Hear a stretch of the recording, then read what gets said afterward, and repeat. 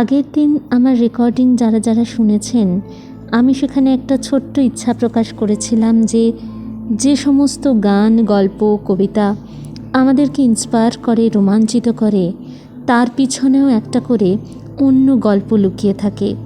যদি সম্ভব হয় সেগুলো আমি আপনাদের সঙ্গে শেয়ার করব।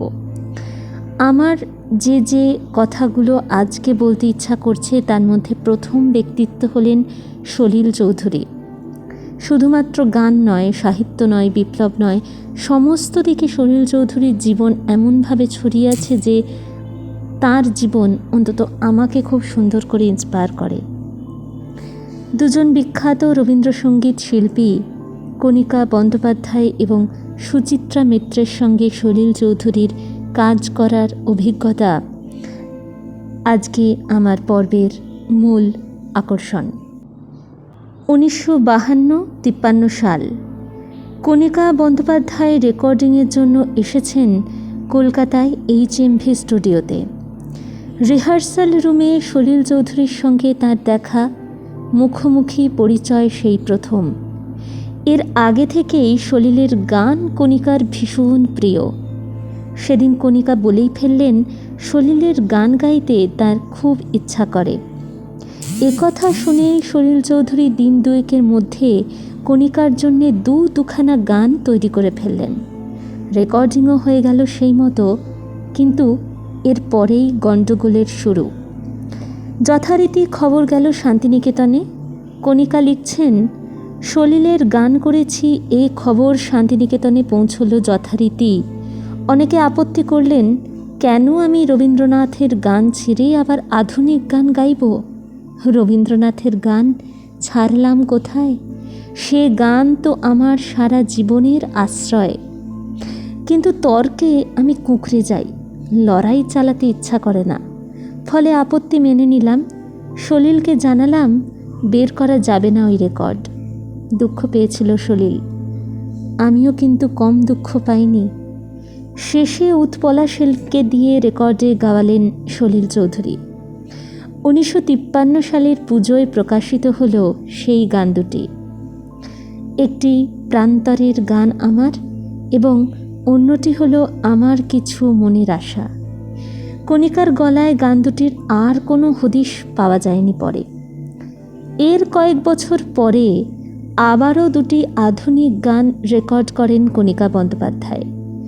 পত্র লিখি কাজল মেঘে এবং সুরের পথে ঘুরে বেড়ায় আমার মন। কথা শ্যামল গুপ্ত এবং সুর মানবেন্দ্র মুখোপাধ্যায়ের। কিন্তু এই রেকর্ড দুটিও প্রকাশিত হলো না কণিকারই অনুরোধে। কারণ হিসাবে তার প্রথম রেকর্ডকে কেন্দ্র করে রবীন্দ্রনাথের দুঃখ পাওয়ার কথা বলেছিলেন কণিকা। সলিল সংক্রান্ত পূর্ব অভিজ্ঞতাও হয়তো একই সঙ্গে তার ভিতরে কাজ করেছিল। যদিও কণিকার প্রয়াণের পর একটি অ্যালবামে মানবেন্দ্র সুরারোপিত গান দুটি সংকলিত হয়। রবীন্দ্রসঙ্গীত প্রিয় বাঙালির মনে কণিকার সঙ্গে সঙ্গেই থাকেন আর এক বিখ্যাত ব্যক্তিত্ব সুচিত্রা মিত্র। আর কি আশ্চর্য, কণিকা বন্দ্যোপাধ্যায় সলিল চৌধুরীর এই ঘটনার সঙ্গেও জড়িয়ে আছেন তিনি। সুচিত্রা প্রথমে শান্তিনিকেতনের ছাত্রী ছিলেন, কিন্তু শুধুমাত্র তিনি কখনোই সেখানে সীমাবদ্ধ ছিলেন না। নিজেকে মেলে ধরেছিলেন নানান ক্ষেত্রে, যার মধ্যে ছিল ভারতীয় গণনাট্য সংঘের সঙ্গে যুক্ত হওয়াও। সেখানেই তার ঘনিষ্ঠতা সলিল চৌধুরীর সঙ্গে। 1950-এ সলিলের কথায় সুরে সুচিত্রা রেকর্ডে গাইলেন সেই মেয়ে। রবীন্দ্রনাথের ময়নাপাড়ার কৃষ্ণকলি পরবর্তীকালে দেশভাগের বলি হয়ে কোন অবস্থায় পৌঁছেছে তার আন্তরিক চিত্র এঁকেছিলেন সলিল চৌধুরী সেই মেয়ে গানে। সুচিত্রা মিত্রের অসামান্য পরিবেশন যাকে পূর্ণতা দিয়েছিল। এই গানও তিনি কি বিরূপ প্রতিক্রিয়া হয়েছিল তার উল্লেখ আছে সলিল চৌধুরীকে নিয়ে লেখা সুচিত্রা মিত্রের পুরনো আখরগুলির লেখায়। সুচিত্রা লিখেছেন, এ গান বেরোনোর পর রবীন্দ্র ভক্তরা তাকে আক্রমণ করলেন, অপমান করলেন, তার সামনে গানের ডিস্কটি ভাঙাও হলো। কারণ হিসাবে তিনি লিখছেন, আমি কেন দাগি কমিউনিস্টের পাল্লায় পড়ে রবীন্দ্রনাথের কৃষ্ণকলির প্যারোডি গাইলাম। তার বক্তব্য, আমি সেদিনও বলেছি, আজও বলছি, সেই মেয়ে কৃষ্ণকলির প্যারোডি নয়। সলিলের প্রতিভাকে আমি ঠিকই চিনেছিলাম, ওরাই চেনেননি।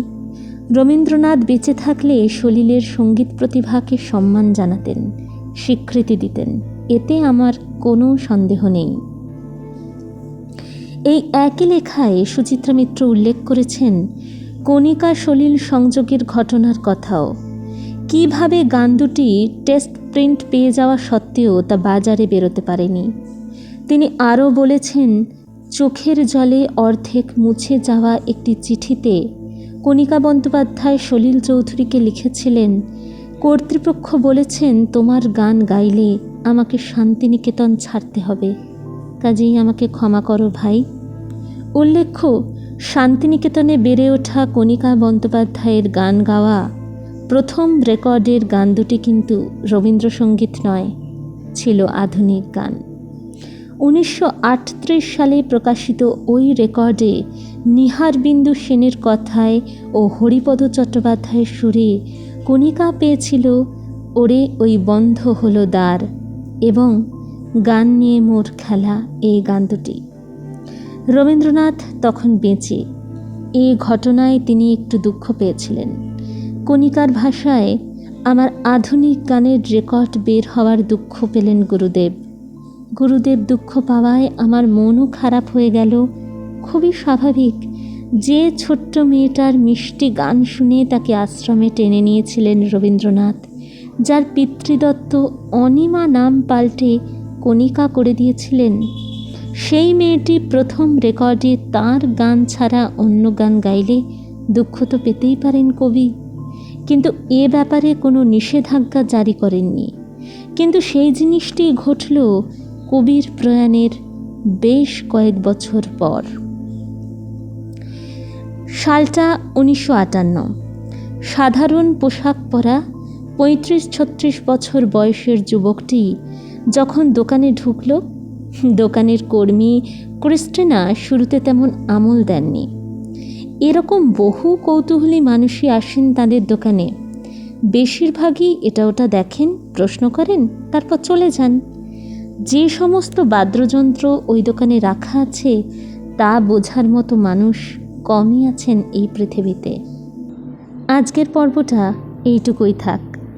এরপর আরও অনেক অনেক অভিজ্ঞতা নিয়ে লেখা হয়েছে একটি বই, যেটি রানা চক্রবর্তী লিখেছেন সলিল চৌধুরীর জীবনের ওপর ভিত্তি করে, বিশেষত তার কর্মকাণ্ডের পিছনে থেকে যাওয়া বা আড়ালে থেকে যাওয়া ঘটনাগুলো নিয়ে।